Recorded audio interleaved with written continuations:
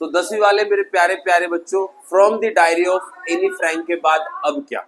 तो आज हम बात करेंगे एक बड़े ही प्यारे से पॉम के बारे में। जी हाँ, बड़े ही प्यारे से पॉम के बारे में, और बहुत ही ज्यादा इंपॉर्टेंट होने वाला है ये पॉम।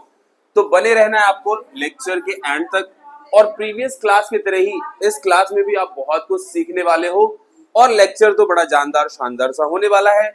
तो मेरे प्यारे बच्चों, बिना टाइम वेस्ट के चलते हैं a tiger in the zoo. आज हम पढ़ेंगे a tiger in the zoo, और ये लेक्चर 1 शॉट होने वाला है, 100% कंप्लीट लेक्चर होगा। तो अभी के अभी पेन पेपर निकाल लो और तैयार हो जाओ, क्योंकि इसमें सिर्फ हम इसके समरी के बारे में बात नहीं करेंगे। जी हाँ, एंड में इस चैप्टर का, इस फॉर्म का सबसे इंपॉर्टेंट क्वेश्चन क्या है उसके बारे में भी डिस्कस करेंगे। तो तैयार हो ना? चलो शुरू करते हैं। सबसे पहले इस फॉर्म के सबसे इंपॉर्टेंट वोकैबुलरी के बारे में। जैसा कि मैं बार बार कहता हूं, वोकैबुलरी सिर्फ आपके इंग्लिश पार को एनहेंस नहीं करेगा, बल्कि जब आप ये सारे वोकैबुलरी का इस्तेमाल करके एग्जामिनेशन में आप आंसर लिख के आओगे ना, एग्जामिनर खुद कहेगा यू डिजर्व फुल मार्क्स, और वो आपको फुल मार्क्स देगा। जी हाँ, फुल मार्क्स देगा मेरे प्यारे बच्चों। तो चलिए सबसे पहले हम देखते हैं इंपॉर्टेंट वोकैबुलरी। तो सबसे पहला वर्ड है वेलवेट। वेलवेट का मतलब होता है मुलायम, मखमल जैसा मुलायम, है ना। Wow your cloth is so velvety. तो यहाँ पे टाइगर से लेना देना है ना, तो टाइगर के जो पॉज होते हैं, पंजे, कैट, टाइगर, इनके जो पंजे होते हैं ना, बहुत ही ज्यादा सॉफ्ट होते हैं। Okay, the next word is rage. Rage मतलब क्रोध, गुस्सा। लर्किंग, छुपे रहना। जी हाँ, टाइगर वगैरह अक्सर कहाँ छुपा रहता है? आप देखते हो ना, झाड़ियों के पीछे, पेड़ों के पीछे, बुशेस के पीछे छुपा रहता है ना, इंतजार करता रहता है अपने शिकार का। तो यहाँ पे लर्किंग वर्ड का इस्तेमाल हुआ है। The next word is shadow, छाया। प्रतिबिंब भी कह सकते हो आप। स्लाइडिंग, फिसलना। एंड वाटर होल, जल का स्रोत, जहां पे पानी होता है। अक्सर टाइगर वगैरह कहाँ पे हंट करता है? जहां पे पानी का स्रोत हो वहां जाता है, क्योंकि वहां पे हिरने स्वयं पानी पीने के लिए आती है, और भी तरह तरह के जानवर आते हैं। तो वहां पे उस वाटर होल के पास, उस वाटर रिसोर्स के पास, उस वाटर बॉडी के पास वह अक्सर छुपा रहता है। The next word is plum, मोटा। स्नॉलिंग, गुर्राना।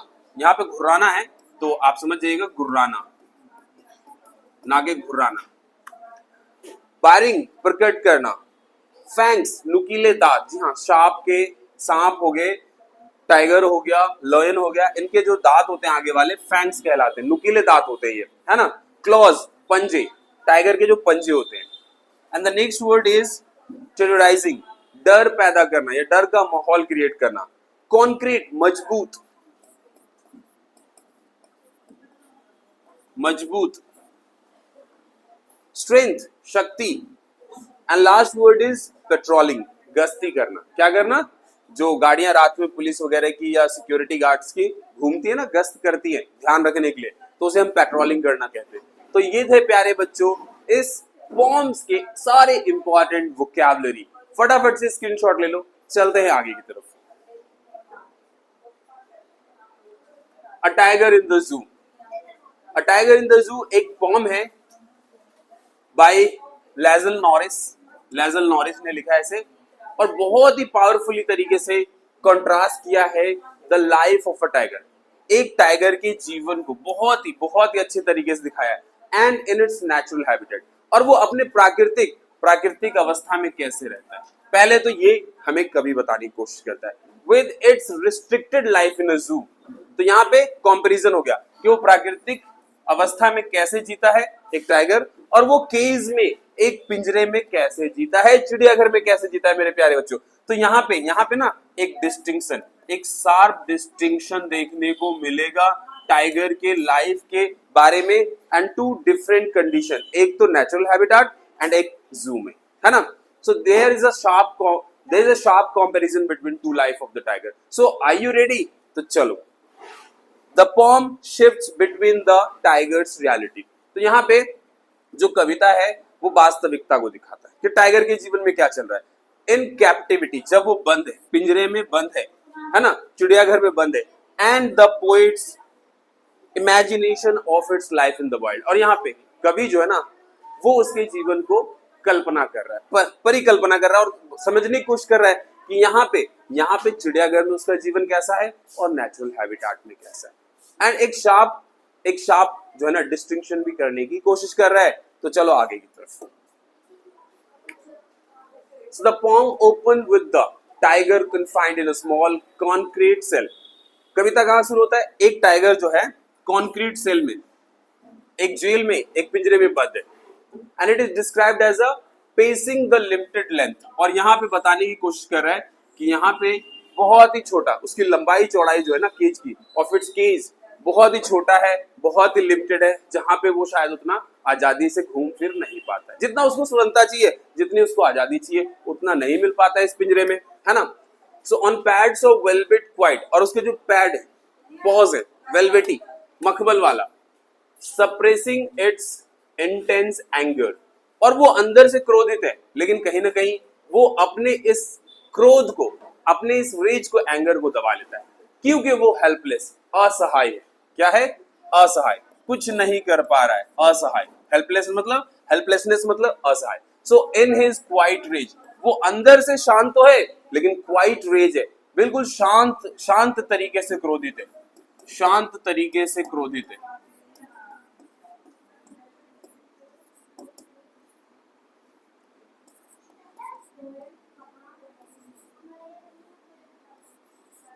शांत तरीके से क्रोधित, ठीक है। So despite his vivid stripes, tiger के ऊपर देखते हो कितने सारे स्ट्राइप्स होते हैं, है ना, बहुत ही प्यारे से ये धारियां होती है। तो स्ट्राइप्स में धारियां, तो विविध प्रकार की धारियां होती है। एंड पावरफुल बिल्ड, और बहुत ही शक्तिशाली बना है, बहुत ही ज्यादा शक्तिशाली। His strength is uselessly locked behind the bars, लेकिन उसकी शक्ति को बेवजह बार के पीछे, पिंजरे के पीछे लॉक करके रख दिया गया है, बंद करके रख दिया गया है। उसकी सारी शक्तियों को खत्म कर दिया गया इस बार के पीछे, इस सेल के पीछे उसको बंद करके। समझ रहे हो? हालांकि वो बहुत शक्तिशाली है, बहुत ही प्यारा जानवर है, उसके ऊपर शानदार धारियां है, बहुत ही पावरफुल एनिमल है, लेकिन उसकी शक्ति को मजबूर कर दिया गया एक पिंजरे के पीछे बंद करके। तो चलते हैं प्यारे बच्चों आगे की तरफ।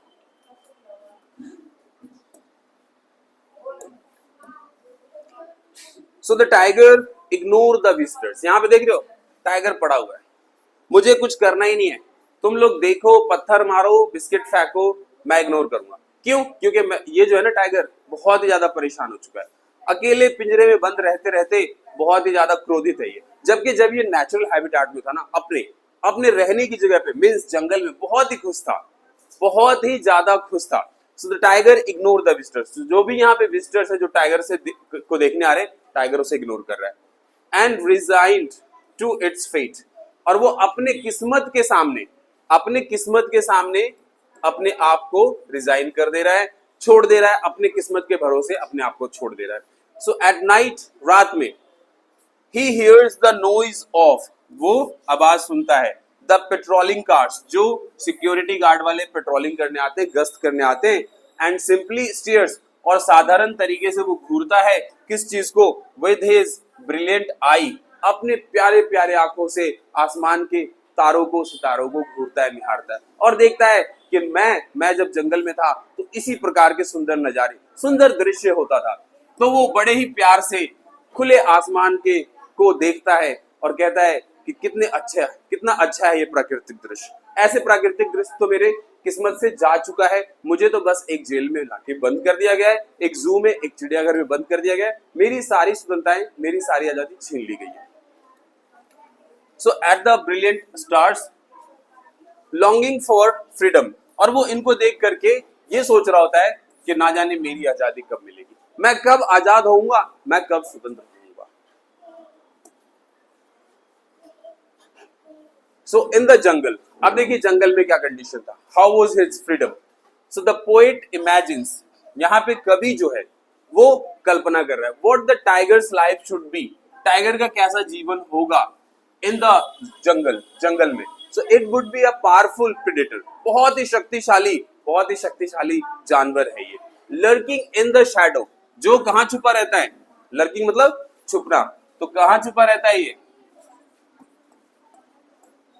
झाड़ियों में, बुशेस के पीछे, है ना, क्वाइटली, शांत से, एंड स्लाइडिंग थ्रू, और चुपचाप से निकलता है, द लॉन्ग ग्रास, लंबे लंबे घास के पीछे से, near a water hole. Water hole का मतलब ये मत समझ लेना कि पानी में छेद है, don't, it doesn't mean that, it simply water body, water body, है ना, पानी का, जलाशय का कोई किनारा। टू हंट प्लम्प डियर, और यहाँ पे हिरन का शिकार करेगा, मोटे मोटे हिरन का, बढ़िया सा पसंदीदा हिरन का शिकार करेगा। So the tiger would also be source of terror, और इतना ही नहीं, टाइगर जो है ना, एक एक तरीके से सोर्स है, साधन है डर का। किसके डर का? गांव वालों के डर का एक साधन है। अगर टाइगर अपने जंगल से कभी कभार निकल गया और अड़ोस पड़ोस के गांव में चला गया जो जंगल से सटा हुआ है, तो सभी लोग टाइगर को देख के भागने लग जाएंगे, है ना। इस तरीके से तो वो शिकार करेगा ही करेगा। लेकिन अगर कभी उसके मन में आया कि चलो आज थोड़ा सा इंसानों की बस्ती की तरफ चला जाए, है ना, चलते हैं उनके गांव की तरफ, जाके गांव का डोरबेल बजाते हैं, टिंग टोंग, और जैसे ही कोई देखेगा वैसे ही भागेगा, पूरे गांव में हल्ला हो जाएगा, क्या आ गया? बाघ आ गया, है ना। तो इस तरीके से, तो यहाँ पे एक सोर्स है टेरर का, डर का, and snarling around the houses, और वहां जो आसपास घर है जंगल के, at the edge of the forest, जंगल के आसपास, शोइंग हिज व्हाइट फैंग्स, वहां पे अपने वो सफेद नुकीले दांत दिखाएगा, एंड क्लॉज, और पंजे, टू फ्राइटन, जिससे सभी लोग, सारे विलेजर, सभी गांव वाले डर जाएंगे, है ना। अब यहाँ पे उसकी स्वतंत्रता है, लेकिन टाइगर का एक्चुअल लाइफ ये है, जबकि हमने उसे कहां ले जाके बंद कर दिया? जू में। So what is the message? क्या है संदेश?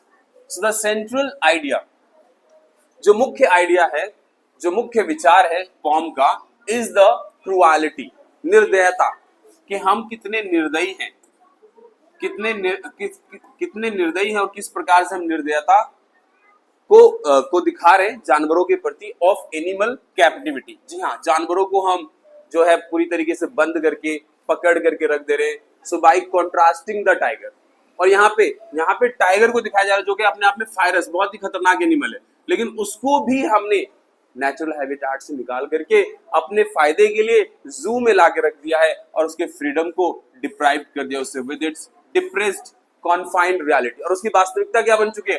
अब वो कैदियों की तरह जेल में बंद है।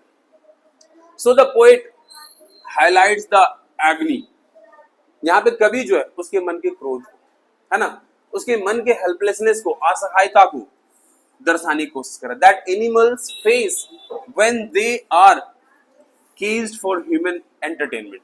और जब हम इस प्रकार से जानवरों को ला करके किसी पिंजड़े में बंद कर देते हैं, सिर्फ और सिर्फ मानव के मनोरंजन के लिए, जी हाँ, मानव के मनोरंजन के लिए बंद कर देते हैं, तो हमारा तो मनोरंजन होता है, लेकिन प्यारे बच्चों, जानवरों को तो सोचो, उनका जीवन तो बिल्कुल खत्म हो गया।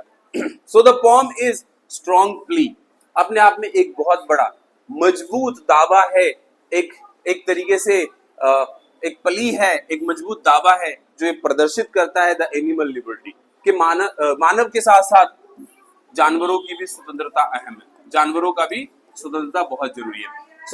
So the need to protect, हमें बचाने की जरूरत है, हमें सुरक्षित करने की जरूरत है, इन इट्स नेचुरल एनवायरनमेंट, उनके प्राकृतिक अवस्थाओं को, उनके प्राकृतिक पर्यावरण को बचाने की जरूरत है। So this was the core message of this poem.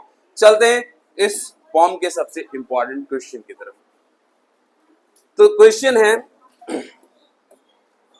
Freedom is a birth right, जी हाँ, जन्म से मिलने वाला अधिकार है, क्या?